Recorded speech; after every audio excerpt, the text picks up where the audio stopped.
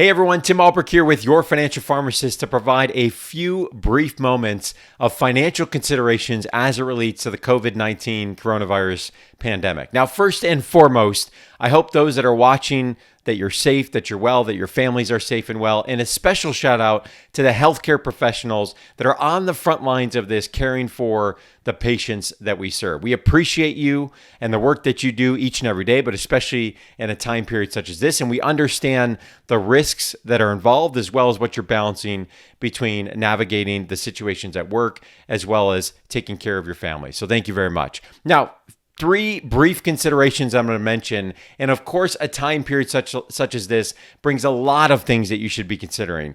Probably something many of us could not have anticipated would be the financial impact of a pandemic such as this. Many of us might have lived through 2008, very, very different situation. And so much of this is fluid.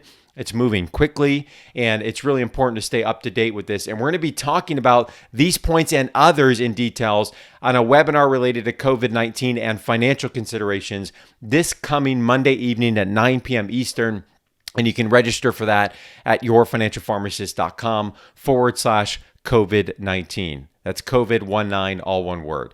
So 3 quick things to be thinking about. Number 1, a time period such as this is a great reminder and reinforcement of the value of an emergency fund. 3 to 6 months of expenses that you have saved, that are liquid, that are accessible and available to you to be used. Now, thankfully, as pharmacists in a pandemic, in a situation such as this, I think from an employment standpoint, there's a lot of security to be had because we're obviously needed to address this. However, this could be impacting a significant other or a spouse. There could be a family member, whether it's a parent or a grandparent that has needs, additional expenses with kids that are being at home throughout this time period, or perhaps just an opportunity to help others that need help during this time period. And of course, the peace of mind in a situation such as this that comes from having 3 to 6 months or more, perhaps, that's saved up and available and ready. So if you don't already have that emergency fund saved up, I think this is a good time to make that a goal. If you do, then I think making sure you obviously are looking at other parts of the financial plan that you want to consider during a pandemic such as this. Which takes me to point number 2, which is while an emergency fund is a great defensive move in a situation such as this, this also does present some opportunities to be on the offense when it comes to your financial plan. You've seen the news of things like the Fed cutting interest rates to 0. While that is not necessarily directly related to mortgage rates when it comes to buying or refinancing, we have seen those rates come down, although more recently they've actually gone back up. So evaluating things like a mortgage refinance, evaluating things like a student loan refinance, evaluating things such as, does this make sense as a time to invest more in your portfolio and buy things while they're on sale, perhaps, is something to consider. So each one of these things might be an opportunity to be on the offense with your financial plan. However, you don't want to consider any one of those in a silo without considering the rest of your financial plan.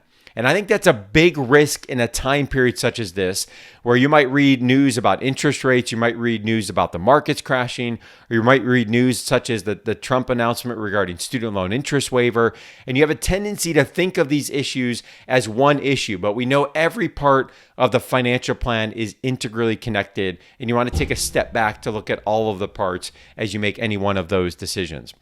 Which is a nice segue into point number 3, which is a time period such as this really begins to highlight the value of having a coach on your team when it comes to your financial plan. Not only the stress and anxiety that is associated with this, but any one of us, if we log on and see our portfolios drop by 30%, the data shows many of us tend to make decisions in those moments where likely we probably should not be doing that. Or perhaps it's questions around, should I be refinancing my home, or should I wait until rates come back down? What do I do with my student loans in the context of the recent announcement with the interest rate waiver? And does it make sense to refinance? How long might this go on? So all of this really shows the value of having a coach. And if you already have one that you're paying in terms of a financial planner or advisor, lean on them during this time period to help you look at all of the pieces and to help you come up and reassure you with the plan that you likely have already developed. If not, I think this is a good time to begin to think about how that coach can help you. And we've got more resources available to talking about that at yfpplanning.com. And we've also got the Your Financial Pharmacist Facebook group that can help you navigate among 5,000 other pharmacy professionals, a community of people that are there to help one another. And I think that group is incredibly important, especially in a time period such as this. So again, we're going to talk about these three as well as others in more detail on a webinar this coming Monday evening at 9 p.m. Eastern. You can register at yourfinancialpharmacist.com/COVID-19. And if you have a specific question that you'd like us to address on that webinar, please drop it in the comment section below. Hope you stay safe, you stay well, and we hope this provides you some basic information that you can be thinking about as it relates to COVID-19 and your financial plan. Have a great rest of your day.